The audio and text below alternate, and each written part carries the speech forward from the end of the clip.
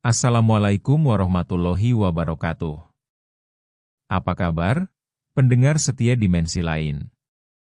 Semoga kalian semua selalu dalam keadaan sehat dan berada dalam lindungannya. Malam ini, kita akan kembali menelusuri sebuah kisah yang tak terlupakan. Kisah yang mungkin, tak semua orang berani untuk mendengarnya. Tanpa berlama-lama, inilah kisahnya. Kami tiba di base camp saat adzan Isya baru saja selesai.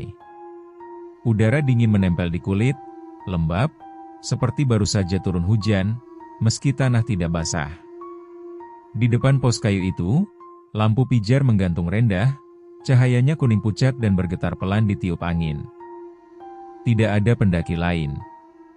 Aku sempat berhenti sebelum masuk, entah kenapa. Dadaku terasa agak berat, seperti ada yang menekan dari dalam. Raka menepuk bahuku sambil tersenyum tipis. "Masuk saja." "Dingin," katanya. Di dalam pos, bau kayu tua bercampur tanah basah. Ada aroma lain, samar, seperti kemenyan yang sudah lama padam. Seorang lelaki tua duduk di bangku sudut. Tubuhnya kurus, rambutnya putih seluruhnya. Ia menulis sesuatu di buku besar dengan tulisan pelan dan rapi. "Daftar dulu," ucapnya tanpa menoleh. Kami menyebut nama satu persatu. Saat namaku disebut, pena itu berhenti sesaat. Hanya sesaat, tapi cukup terasa. Lelaki itu mengangguk kecil, lalu melanjutkan menulis seolah tidak terjadi apa-apa. "Naik lewat jalur biasa?" tanyanya kemudian. Suaranya rendah dan datar. Raka menjawab cepat, "Iya, Pak." Lelaki itu mengangkat wajahnya. Matanya keruh, tapi tajam. "Yen Isa, ojo wengi," katanya pelan. Aku menoleh ke Raka. "Maksudnya?" Ia hanya tersenyum tipis. "Gunungnya ora seneng rame. Apalagi rame sing ora sopan." Tidak ada yang menertawakan itu. Bahkan Bima, yang biasanya paling banyak bicara, hanya mengangguk kecil. Di luar, angin berdesir melewati pepohonan, suaranya panjang dan rendah, seperti napas yang ditahan terlalu lama. Saat kami melangkah keluar dari base camp, aku menoleh sekali lagi. Lelaki tua itu sudah tidak menulis. Ia menatap ke arah jalur hutan di depan kami. Dan entah kenapa, aku merasa seperti sedang dilihat, bukan oleh dia, tapi oleh sesuatu yang lebih tinggi, lebih diam, dan sudah lama menunggu. Kami belum berjalan jauh ketika suara langkah terdengar dari arah belakang. Bukan tergesa, tapi teratur, seolah sudah tahu kemana harus menuju. Raka menoleh lebih dulu. "Pak," panggilnya. Lelaki tua dari base camp itu berdiri beberapa langkah di belakang kami. Di tangannya ada senter kecil, cahayanya redup dan kekuningan. Ia tidak langsung bicara. Hanya menatap kami satu persatu, lama, seperti menghitung. "Kowe arep munggah saiki?" tanyanya akhirnya. "Iya, Pak."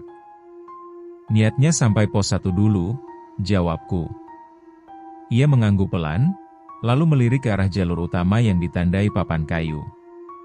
Setelah itu, pandangannya bergeser ke sisi kanan, ke arah semak rapat yang nyaris tak terlihat sebagai jalan. "Ana jalur lawang," katanya lirih. "Jalur lawang?" ulang Bima. "Jalur lawas. Wong-wong embien liwat kono." Ia tersenyum tipis, tapi senyumnya tidak sampai ke mata. "Luwih cepat. Nanging, ora kabeh cocok." Aku merasakan tengkukku dingin. "Kalau jalur biasa bagaimana, Pak?" Ia tidak langsung menjawab. Senter kecil itu diarahkan ke tanah, ke daun-daun basah yang menutup jalan. "Jalur biasa aman. Jalur lawang, butuh ati sing alus."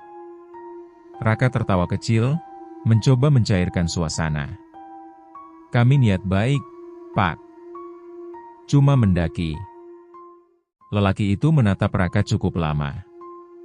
Terlalu lama untuk sebuah jawaban sederhana. Niat apik kui apik, katanya akhirnya. Nanging sing liwat kene, kudu ngerti carane nyuwun dalan.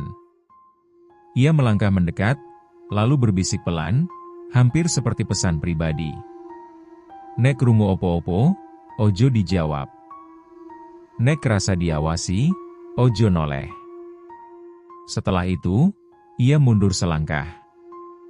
Milihane ananang kowe. Kami saling pandang. Jalur utama tampak jelas, terang oleh senter. Jalur di kanan hanya berupa celah gelap di antara pepohonan, sunyi, dan entah kenapa terasa lebih dingin. Tanpa benar-benar membicarakannya, langkah kami perlahan mengarah ke sana. Begitu kami melewati batas jalur lawang, suara hutan berubah.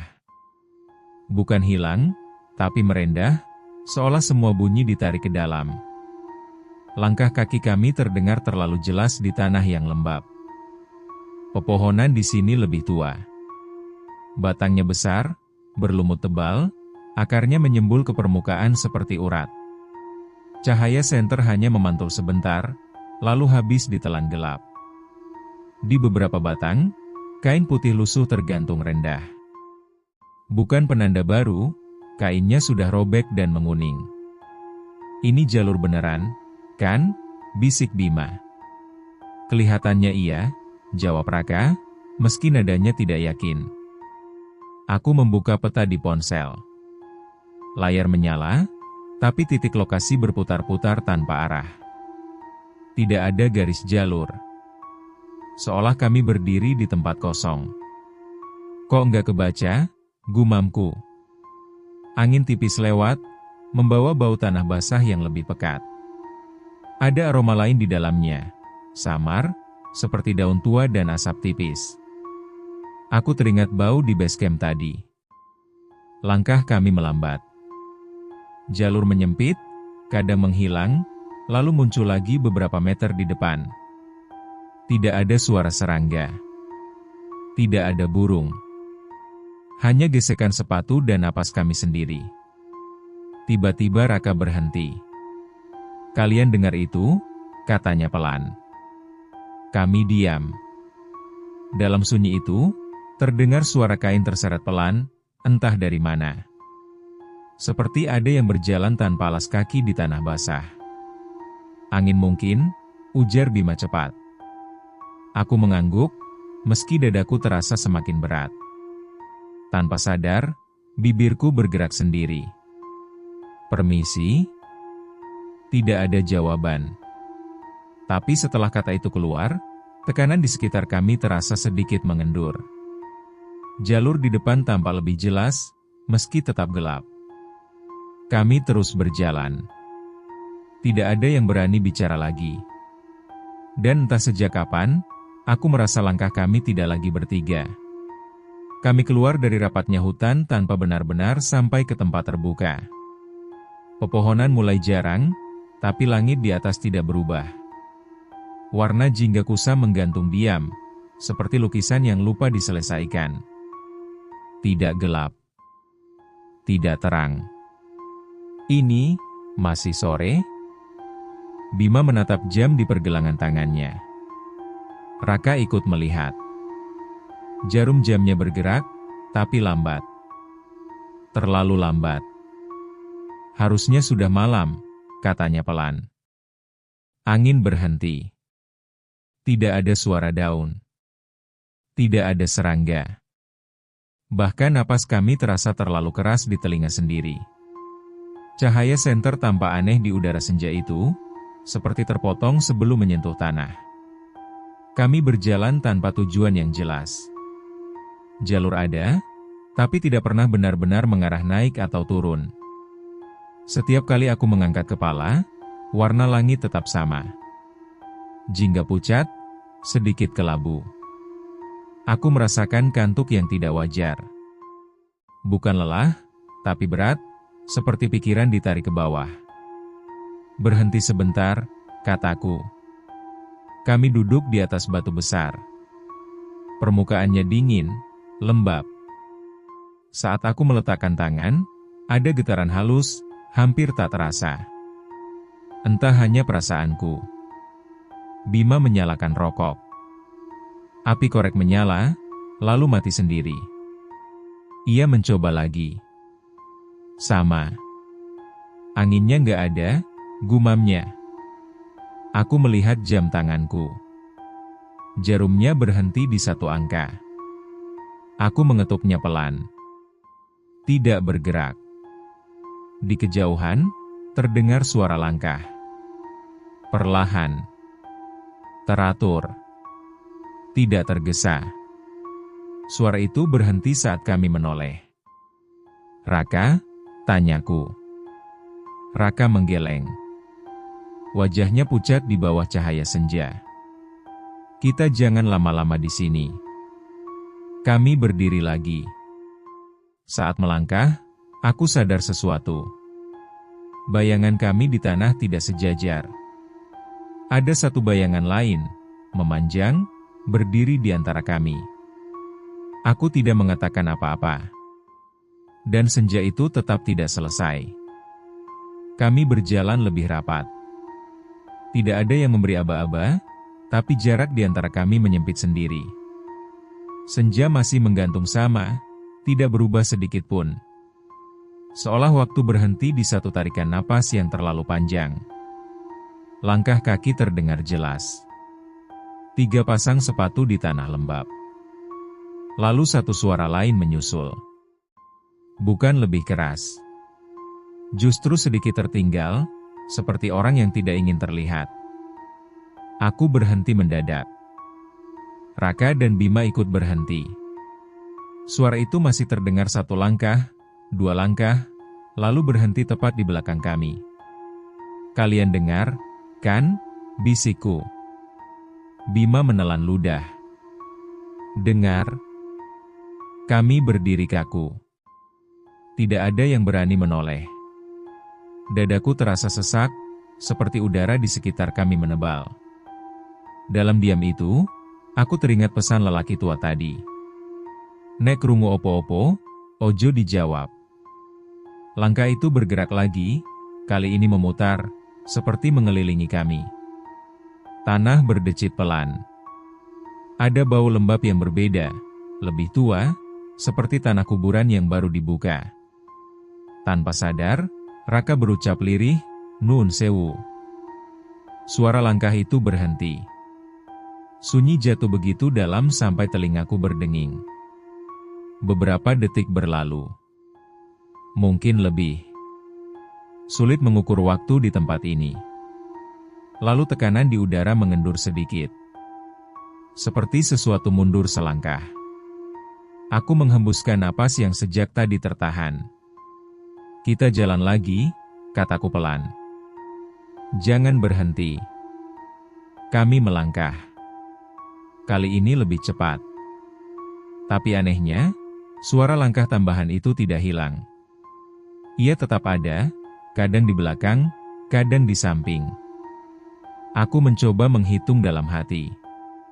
1, 2, 3. Langkah itu selalu datang setelah hitungan ketiga. Dan saat aku menoleh ke tanah, aku melihatnya jelas. Jejak kaki itu tidak sejajar dengan kami. Ia berjalan sedikit lebih dalam ke tanah. Seolah bebannya lebih berat dari manusia. Kami memutuskan berhenti tanpa benar-benar yakin sudah sampai di mana.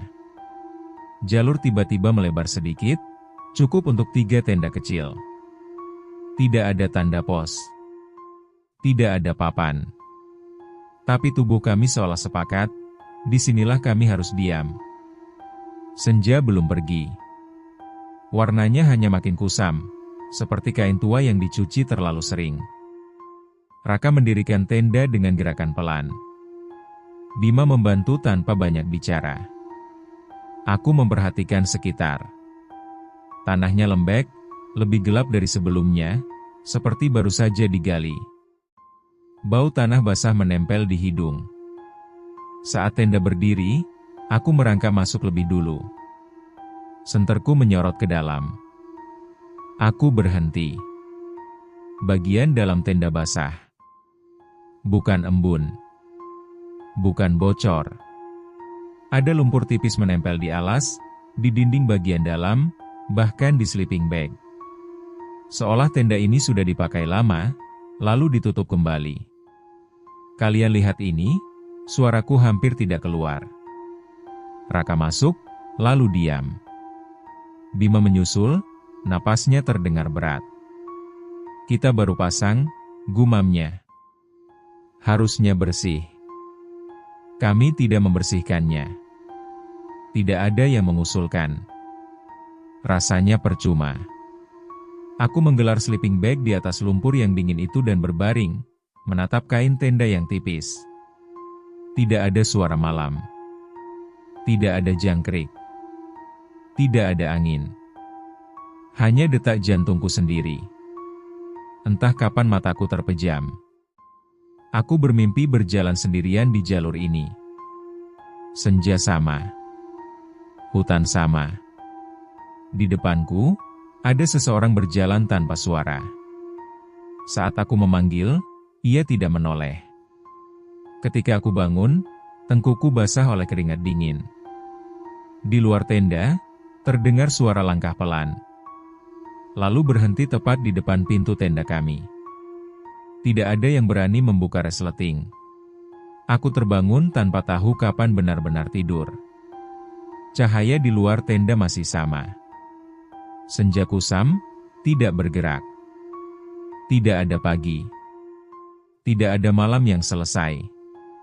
Kita jalan, kata Raka pelan, seolah takut suaranya didengar.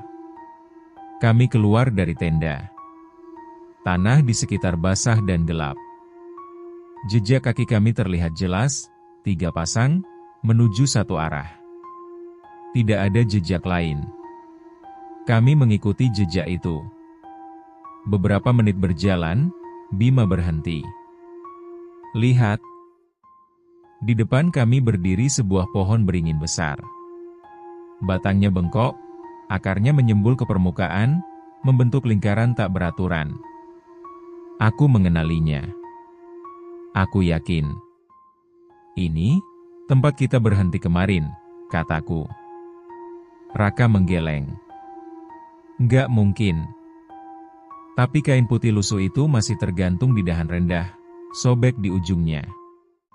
Aku ingat persis bentuknya. Kami memutar arah, berjalan lebih cepat. Jejak kaki baru terbentuk di tanah. Kali ini aku menghitung langkah. 50. 100. 150. Pohon beringin itu muncul lagi. Bima mengumpat pelan. Tangannya gemetar. Kita muter-muter. Aku merasakan sesuatu di dada, bukan panik, tapi putus asa yang dingin. Seolah jalur ini bukan jalan, tapi lingkaran yang tidak ingin dilepas. Kami duduk di tanah.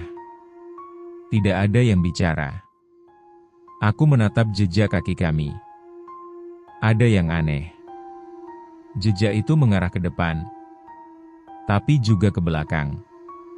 Seolah kami berjalan 2 arah sekaligus. Aku mendengar napas lain di antara napas kami. Pelan. Dalam. Tidak tergesa. Tanpa menoleh, aku berkata lirih, Nun sewu, nek kulo salah dalan. Udara di sekitar kami berubah. Sedikit lebih ringan. Jalur di samping pohon beringin itu terbuka. Sempit, gelap, tapi tidak melingkar. Raka berdiri lebih dulu. Kita lewat sini. Kami melangkah. Dan kali ini, pohon beringin itu tidak muncul lagi di belakang kami. Tapi perasaan diawasi tetap ada. Kabut turun tanpa aba-aba. Bukan tebal, tapi cukup untuk mengaburkan jarak. Beberapa langkah ke depan sudah tampak jauh. Senja tetap menggantung, seperti tidak terpengaruh apapun. Kami berjalan satu baris. Aku di tengah. Raka di depan. Bima di belakang. Tidak ada yang bicara. Suara langkah kami teredam oleh tanah yang semakin lunak. Lalu aku mendengarnya. Le? Suaranya pelan. Sangat pelan. Tapi aku mengenalnya. Tidak mungkin salah. Suara itu milik ibuku. Nada yang sama saat memanggilku pulang waktu kecil. Aku berhenti. Kalian dengar? Tanyaku, suaraku bergetar. Raka menoleh. Dengar apa? Suara itu terdengar lagi, kali ini lebih dekat. Le, ojo adoh-adoh. Dadaku terasa sesak. Tanganku gemetar. Dalam kepalaku, ingatan berdesakan, rumah, lampu teras, bau nasi hangat. Bima meraih lenganku. Jangan jawab. Aku mengangguk. Bibirku rapat. Tapi kakiku melangkah sendiri, satu langkah ke arah suara itu. Kabut di sisi kiri tampak lebih terang, seolah ada jalan kecil di sana. Le? Suara itu hampir seperti bisikan di telingaku sekarang. Hangat. Menenangkan. Seperti pelukan. Raka menarikku keras. Jangan. Tarikannya menyadarkanku. Aku tersentak. Kabut di kiri menebal, jalur itu lenyap seketika. Suara itu berhenti, putus begitu saja, seperti benang dipotong. Aku terhuyung. Napasku tidak teratur. Terima kasih, bisikku, entah kepada siapa. Kami melanjutkan langkah. Tidak ada yang menyinggung kejadian itu. Tapi sejak saat itu, aku merasa ada sesuatu yang berubah. Suara langkah tambahan itu kini berjalan sangat dekat. Terlalu dekat. Kami berhenti saat Raka tiba-tiba mengangkat tangan. Isyarat diam. Di depan, kabut menipis sedikit, cukup untuk memperlihatkan jalur yang menurun pelan. Ada orang, katanya lirih. Aku menyipitkan mata. Di kejauhan, tampak siluet berdiri membelakangi kami. Tubuhnya tegak, tidak bergerak. Tingginya hampir sama dengan Raka. Pendaki lain, bisik Bima. Raka tidak menjawab. Ia melangkah satu langkah ke depan. Mas, panggilnya pelan. Siluet itu bergerak. Ia berjalan menyusuri jalur, langkahnya ringan, nyaris tidak menyentuh tanah. Kami mengikutinya, menjaga jarak. Anehnya, semakin kami mendekat, semakin kabut menebal. Aku nggak lihat jelas, kataku. Kamu? Raka mengangguk pelan. Aku lihat. Ciri-cirinya? Tanya Bima. Raka diam cukup lama. Pakai jaket gelap. Aku menunggu. Tidak ada tambahan.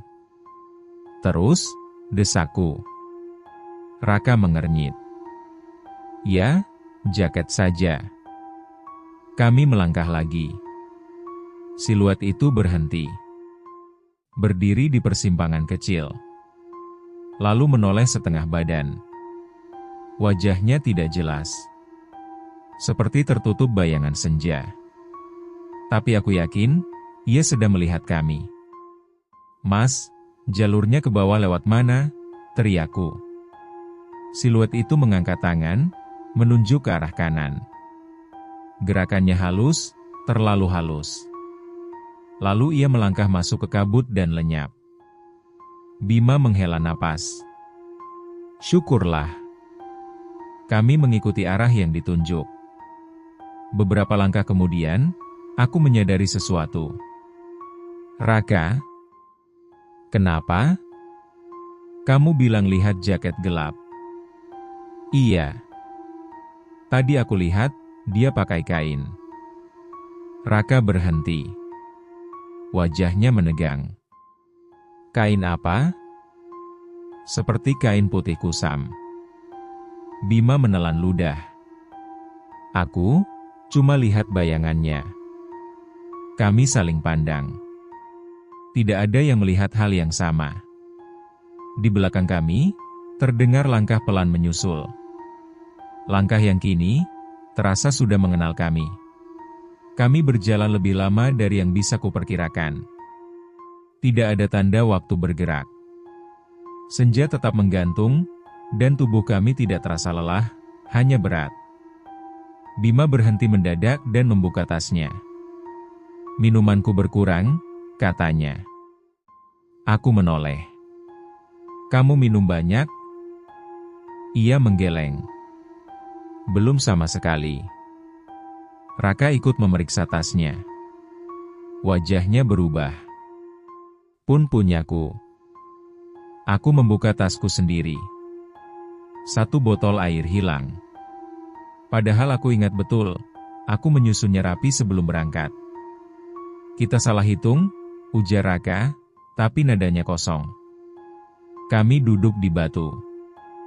Aku mengeluarkan bekal nasi bungkus. Saat dibuka, bau asam langsung tercium.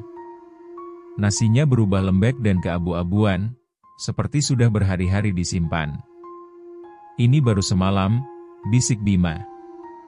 Aku mencoba menelan 1 suap kecil. Rasanya pahit. Bukan basi biasa.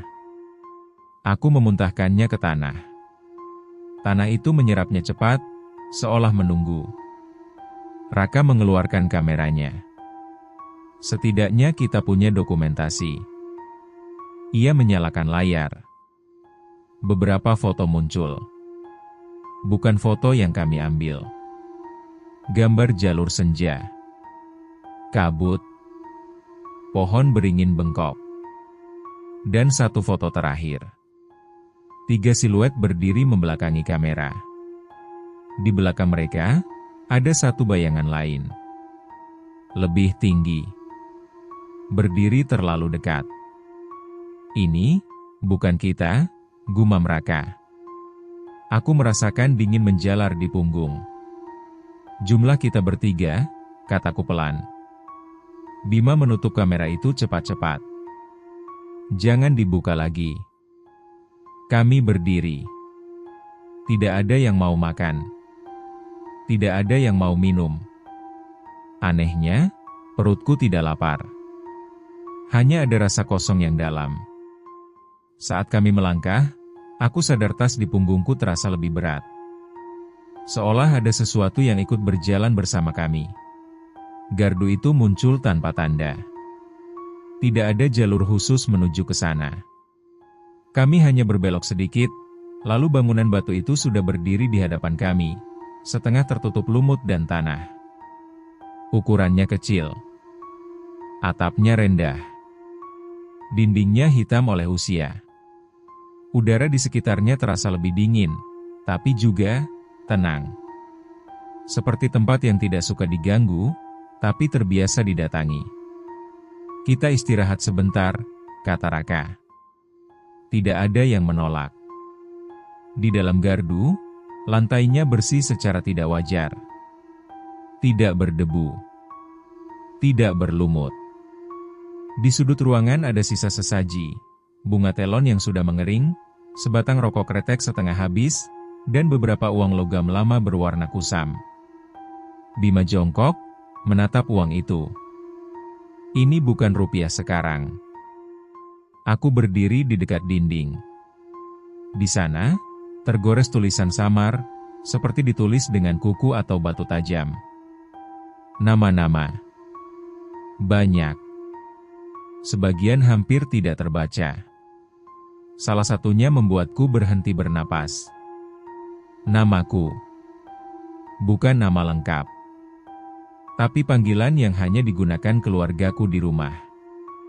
Kalian lihat ini? Suaraku hampir hilang. Raka mendekat. Wajahnya berubah saat membaca. Ini, kebetulan? Tidak ada yang menjawab. Angin tipis masuk ke gardu, membawa bau kemenyan yang lebih jelas sekarang. Rokok kretek di sudut itu tiba-tiba mengepulkan asap tipis, padahal tidak ada api. Dari luar, terdengar suara langkah mendekat. pelan, teratur.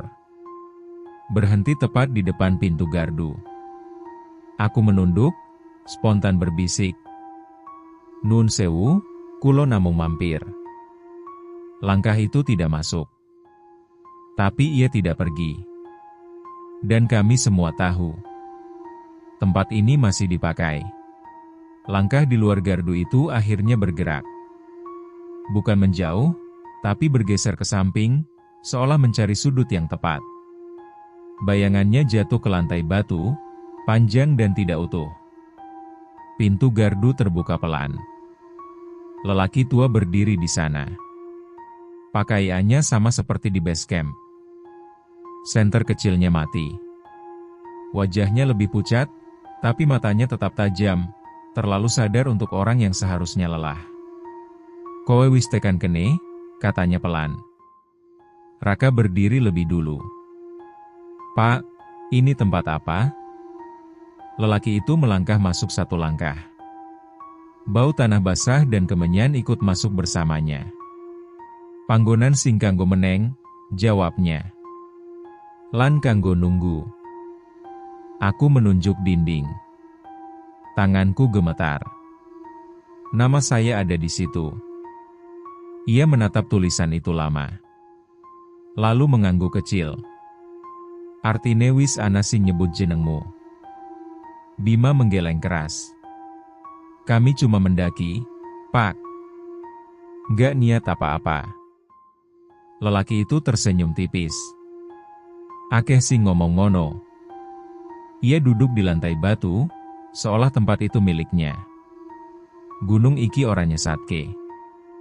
Gunung iki nyaring." "Nyaring apa?" tanyaku. "Ati," jawabnya singkat. "Lan janji sing tau diucap, senajan wis dilaleke." Sunyi turun lagi. Aku teringat suara ibuku. Jalur yang melingkar. Bayangan keempat di foto. "Kalau kami mau pulang?" tanya Raka. Lelaki itu mengangkat wajahnya. "Ora kabeh sing munggah, oleh mudhun bareng." Jantungku berdegup keras. Siapa yang ditahan?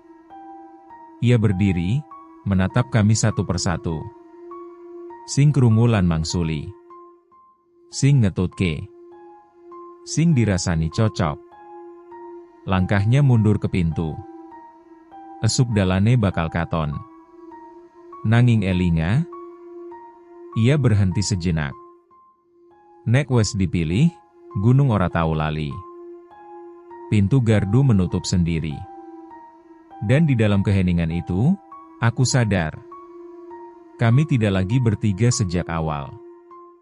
Kami keluar dari gardu tanpa bicara. Jalur di depan tampak lebih jelas, tapi rasanya bukan karena kabut menipis, melainkan karena mata kami yang mulai terbiasa dengan sesuatu yang tidak seharusnya dilihat terlalu lama. Langkah kami pelan. Terlalu pelan. Seolah tubuh tidak ingin sampai kemanapun.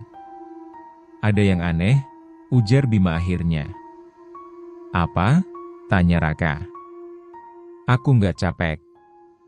Ia mengangkat lengannya, meremas ototnya sendiri.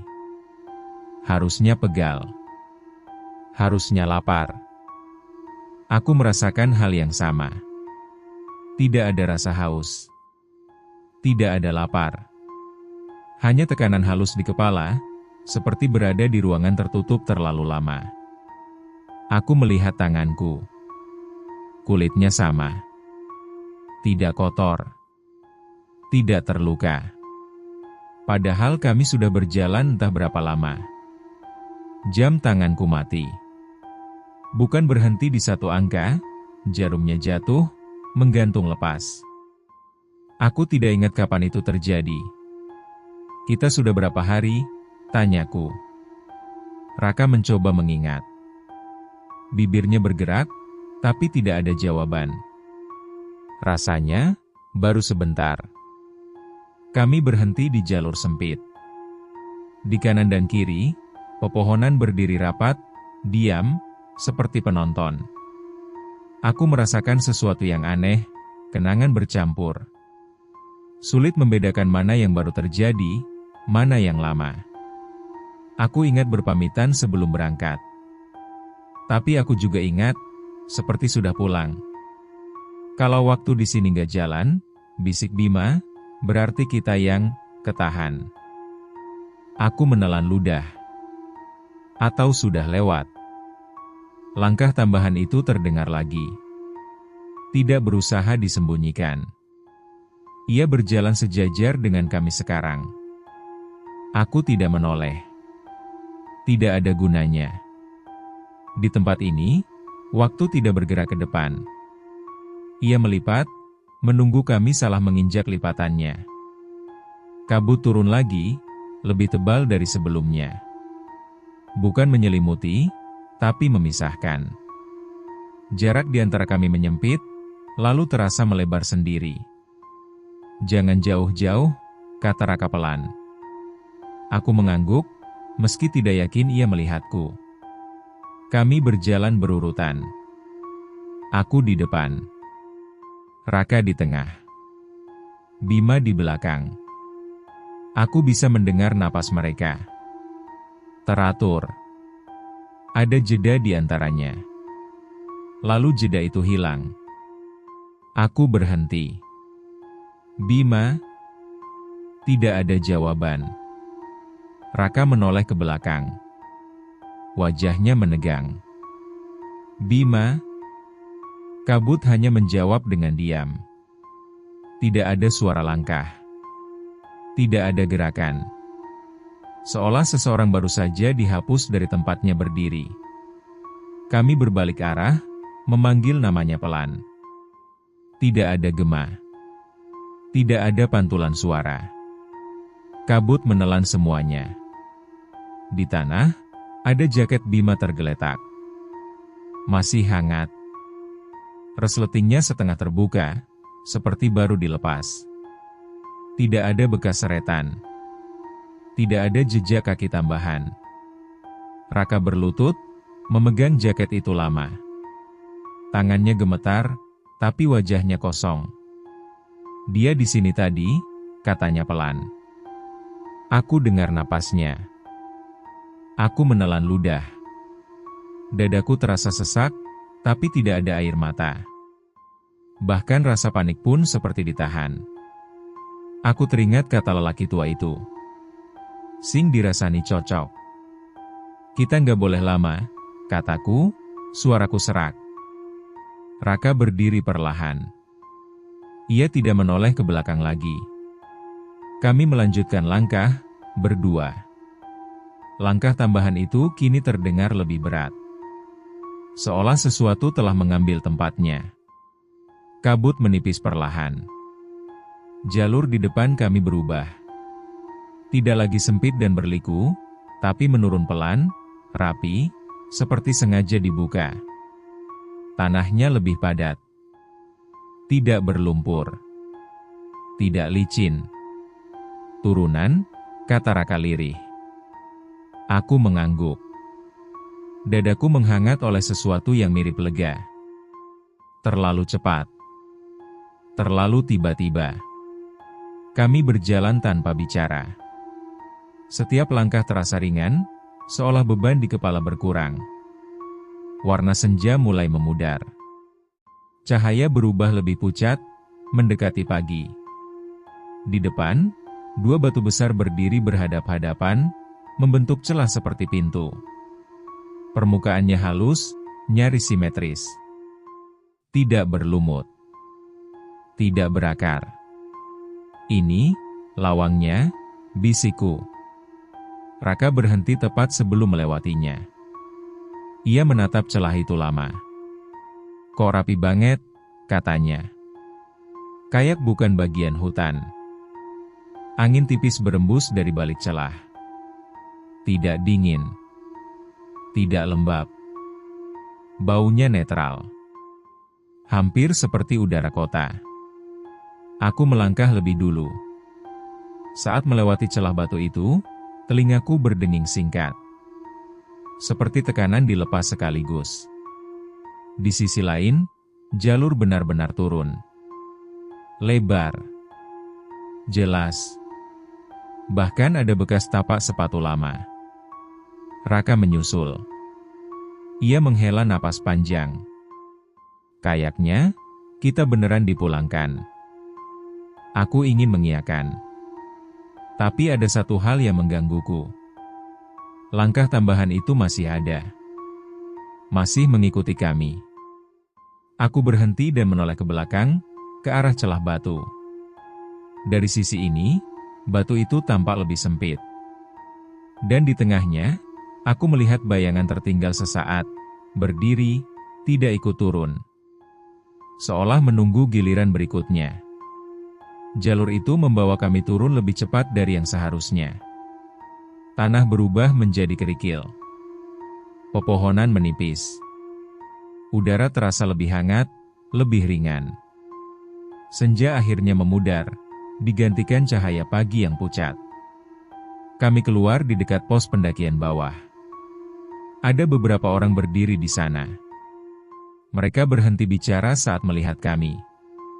Wajah-wajah itu menegang, bukan lega, melainkan bingung, bahkan takut. "Mas," salah satu dari mereka mendekat pelan.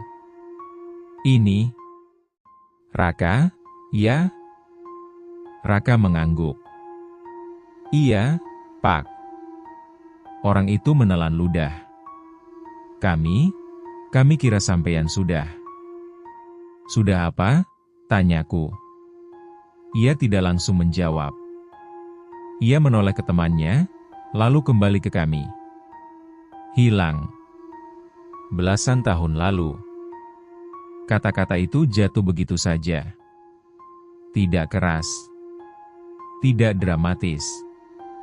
Tapi rasanya seperti batu dijatuhkan ke dada. "Bapak salah," ujar Raka cepat. "Kami baru naik kemarin." Beberapa orang saling pandang. Seorang lelaki lain membuka buku besar dari dalam pos. Halamannya menguning. Ia membalik pelan, lalu berhenti. "Nah ini," katanya. "Tanggalnya." Aku melihatnya.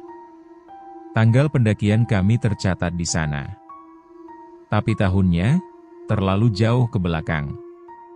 "Ini nggak mungkin," bisikku. Petugas itu menatap kami lama. Gunung Watulawang pernah nutup jalur itu. Banyak yang nggak balik. Aku merasakan dunia sedikit bergeser. Suara-suara di sekitar terdengar jauh. Seperti didengar dari balik air. "Kami bertiga," kata Raka pelan. "Satu lagi, tertinggal." Wajah petugas itu mengeras. "Dari dulu juga begitu," katanya lirih. "Jarang ada yang turun utuh." Aku menoleh ke arah gunung. Puncaknya tertutup kabut tipis. Tenang. Diam. Seolah tidak pernah melepas apapun. Kami duduk lama di pos. Tidak ada yang tahu harus berkata apa. Petugas memberi kami air hangat. Rasanya aneh di lidah, seperti minum setelah sakit lama. Raka memandangi buku pendakian itu lagi. Tangannya berhenti di satu baris. "Ini, nama siapa?" Petugas itu mendekat. "Yang mana?" Raka menunjuk baris paling bawah. Ada satu nama tambahan, ditulis lebih kecil, lalu dicoret kasar. Tintanya pudar, tapi masih terbaca. "Namaku." Bukan nama lengkap. Panggilan rumah. Sama seperti yang tertulis di gardu semedi. "Kenapa dicoret?" tanyaku. Petugas itu menghela napas. "Biasanya begitu. Kalau ada yang turun, tapi tidak seutuhnya."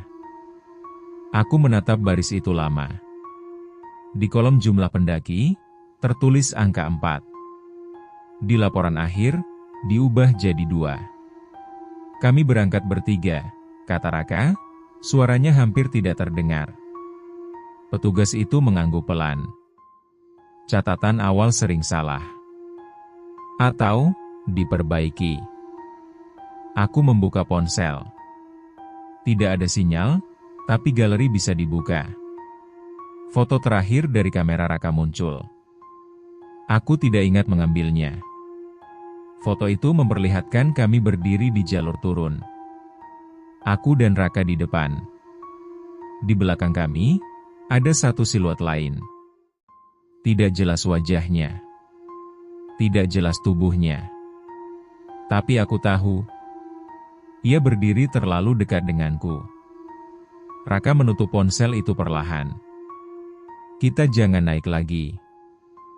Aku mengangguk. Tapi di dalam dadaku, ada sesuatu yang belum turun. Dan aku tahu. Gunung itu juga tahu. Aku bermimpi berada di jalur itu lagi. Tidak ada rasa takut. Tidak ada panik. Hanya senja yang sama, jingga kusam, menggantung diam. Udara lembab. Tanah lembek di bawah kaki. Setiap langkah terasa sudah pernah kulalui. Aku berjalan sendirian. Di kejauhan, dua batu besar berdiri berhadapan. Lawang itu masih ada. Tidak berubah. Tidak menua. Seperti pintu yang tidak pernah benar-benar ditutup. Le? Suara itu datang pelan, dari belakangku. Bukan memanggil. Hanya memastikan aku mendengar. Aku berhenti. Dadaku terasa hangat, seperti saat seseorang menepuk bahu dengan lembut. Aku teringat rumah. Teringat pagi. Teringat bahwa aku sudah turun. Tapi kakiku tidak bergerak menjauh. Ia justru melangkah sedikit ke samping. Aku melihat ke tanah. Ada jejak kaki di sana. Banyak. Lama. Baru. Semuanya saling tumpang tindih. Di antara jejak itu, ada satu yang paling dalam. Jejakku. Aku terbangun dengan napas pendek. Kamar gelap.